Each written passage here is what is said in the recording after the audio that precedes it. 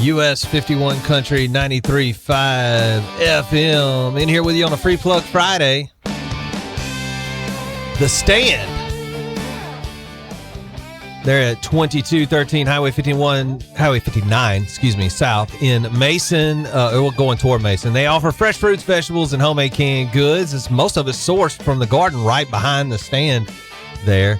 And everybody can come out and visit them this weekend. Also, Mid-South Barbecue, 737 Highway 51 in Covington, serves barbecue burgers and brisket. They serve barbecue bologna, by the way, which I like their barbecue bologna. It is very good over there. I'm joined now by the Covington Middle School football coach and a former standout quarterback for Covington High School, Brock Lomax. Brock, thanks for joining me today, man. Just sort of to the audience who maybe doesn't know you, just introduce yourself and what are you doing right now?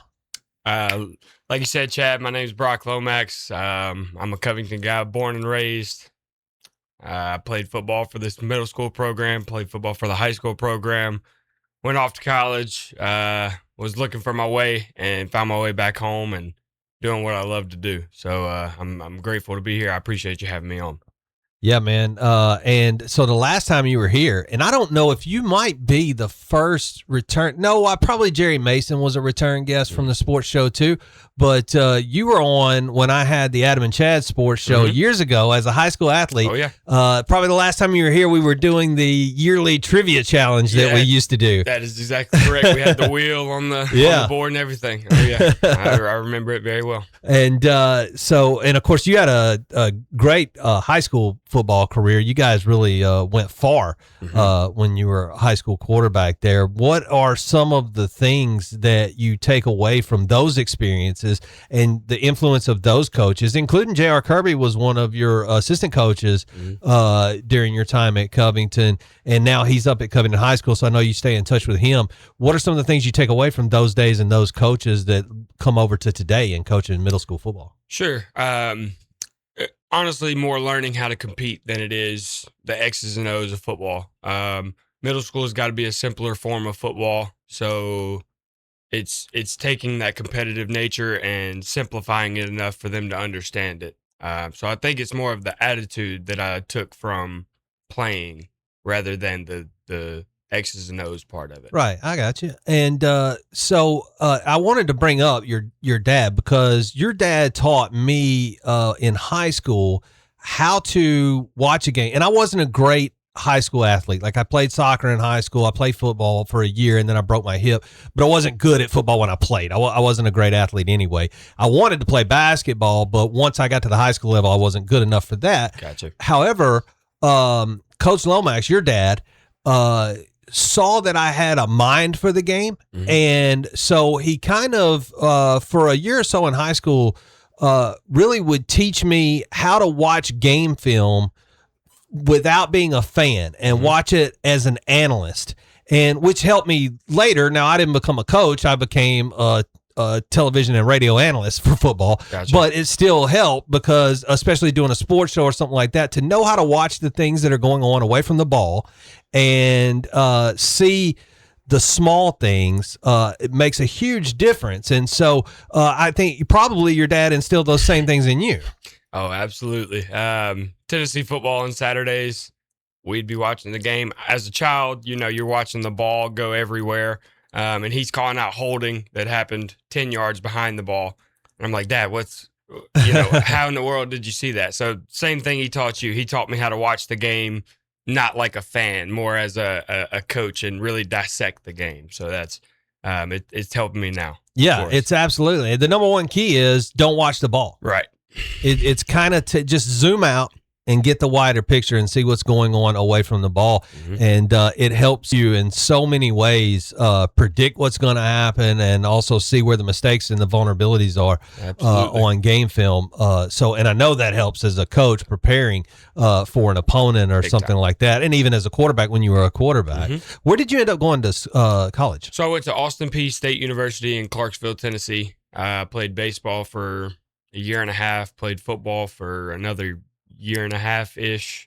I had a I just kind of bounced around from team to team and just tried stuff. It was kind of an odd college career, but it was a lot of fun. Wouldn't change it for the world. So were you on the path to being a teacher the whole time? Not at all. I was gonna try to be a physical therapist. That didn't work out. That's the best way I could put that. I moved up to Indiana for a little bit. Things didn't work out there for me, so that's when I made my way back down south, back home. And I honestly lucky as I could get to get this job. I had no plans on it. Just happened. So now you've walked in at Covington Middle School, and you're going to be a football coach. I mean, you're going to teach, but you're going to be a football coach as well. And which that's a balance in itself when you're at this level, is because you do still have to teach classes. Right. But you've already begun the coaching aspect of it because everybody knows that you start in the summer to prepare for a fall schedule. So what did you find when you got there, and what's been some of the things you've been trying to instill early on? What I found when I got there was a great group of kids. Coach Hoffman was the coach before me, and he taught them how to respect the game. He taught them how to play the game the right way. So that part is it's kind of already done for me. I don't have to instill that in these kids, which is helping me a ton.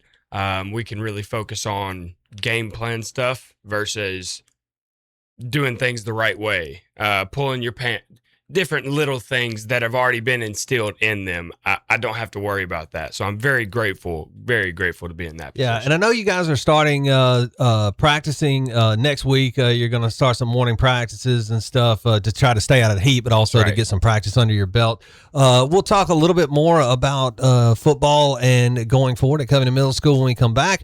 Right now, let's go with, let me see. Give me a second for my computer here. This is so professional. Sorry about this. Dan and Shay, US 51 Country, 93.5 FM. Dynamite Chad back in here with you on this Friday. Free Plug Friday. Heather's Custom Closet makes custom t-shirts and accessories. It's upstairs inside Upscale Antiques at 107 East Pleasant Avenue, right off the Covington Square. And we're actually working with them here at the radio station on a special project, including our upcoming merchandise store that I'll keep you apprised of. Soap Factory is at 1760 Highway 51 in Covington. Offers more than 30 cents with a product. Cents, that's like S-C-E-N-T-S. Smells. 30 smells. I wonder why they don't say smells. Probably it doesn't sound as good, does it? Cents sounds better than sounds more pleasant than smells. They got products ranging from soaps to candles. You can visit them on the highway in Covington. Soap Factory. You can find them on Facebook as well. And we are in here with Brock Lomax, Covington Middle School football coach, as he gets ready for this upcoming season and gets settled into his new job. And what I wanted to ask you was, how are you able to benefit, to balance with the kids their schoolwork and their academics, their safety, not just playing the game safely, but, you've got like heat and things like that out here and staying hydrated and stuff like that. And also instill the fundamentals of the game and a competitive spirit. Okay. Well, first and foremost, academics and education always come first. You can't, and I tell my kids this all the time. It's called a student athlete for a reason, not an athlete student. Student always comes first. Okay. So we've got to get that correct before we can even begin trying to get stuff right on the football field.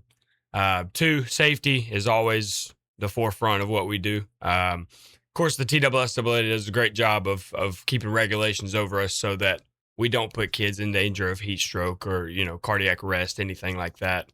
But every drill we do, every practice we run, safety is at the head of it. So any tackling drill we do, we make sure we teach them the correct and safe way to do it before we ever begin the drill. And then on the backside of that, the fundamentals of football, that comes from being at practice, right? Like, when you're at a practice, you're going to learn football. You're going to learn the right way to do things. You just got to come ready to go and locked in. One thing I've noticed with football players as they go up through the ranks, part of this is due to rules, but part of it is just due to, I don't know, it's like a loss of technique. Because when you learn the fundamentals of football and tackling, you learn to wrap up. Mm-hmm. And the higher levels that you get, the less you see wrap up tackles, and the more you see somebody just trying to blow a guy up, and it backfires a lot of the time because the guy will spin right off of them when if they'd just wrapped their arms around them. So how do you battle some of this? And you probably don't deal with it as much in middle school, but how do you battle some of the trying to look cool versus doing it the right way? One thing I tell my kids is if you do it the right way, it's going to look cool on film. That's what I try and preach. So there's obviously a balance, because I think the wrapping up thing you're talking about happens because people get really strong. People get the biggest they've ever been, and they think, all right, nobody can mess with me. Right. There's always somebody badder that walks in the room, right? And that's what I try and tell my kids is you're never going to be the biggest, baddest guy out there. I promise you, there's always a guy bigger and badder that will clean your clock if you let him, So just trying to keep my kids grounded, man. It's easier at the middle school level because they don't have the confidence that a high schooler going into college does. Right. But they're still a little cocky from time to time. Now, what are your plans? Because I know you'll have challenges as well balancing academics and sport because you've got a job to do as coach. Sure. And whether we say that part out loud or not, that's what schools hire you to do. And you do teach, but if the success has to come on the football field at some point.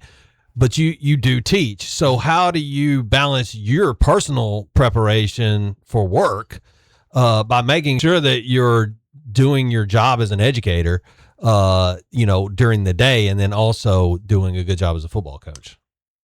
To be completely honest with you, that is to be determined. I haven't experienced it yet, so I don't really know how I'm going to balance that. I do know that education comes first. Okay, that's what I'm there for. I'm there to teach the kids in school. I'm also there to teach the kids after school. So it's all teaching, it's all education. We're just teaching different subjects throughout the day. So I got you. Okay, and how closely, since you have such a relationship with the high school program here, how close a relationship will you maintain professionally as a coach and between your team and the high school team, since you are their feeder? Right. We're very close. When we get out of practice, I'll stop by the high school sometimes, go ask them a few questions here and there. We're very close. We have been since I left high school. That's not going to change. And I also want, because we are that feeder school, I want them understanding the culture that we're trying to build.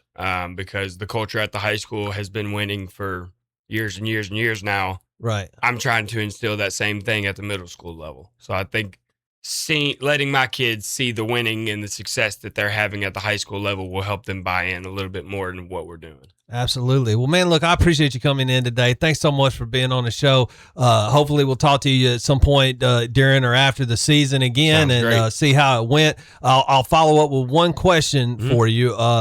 Is in year one of coaching here, what does success look like at the end of the year?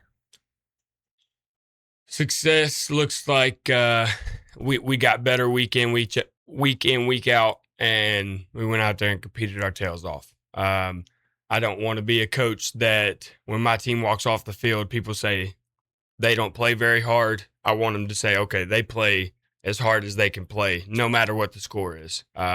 Success to me is more than the record. Yes, obviously people can look at wins and losses and say what they want to, but success comes down to building these boys into grown men. All right. Well, thanks, Brock. I appreciate you joining us, man. Thanks for having me. Appreciate it. And we got Stella Lefty right now on US 51 Country 93.5 FM.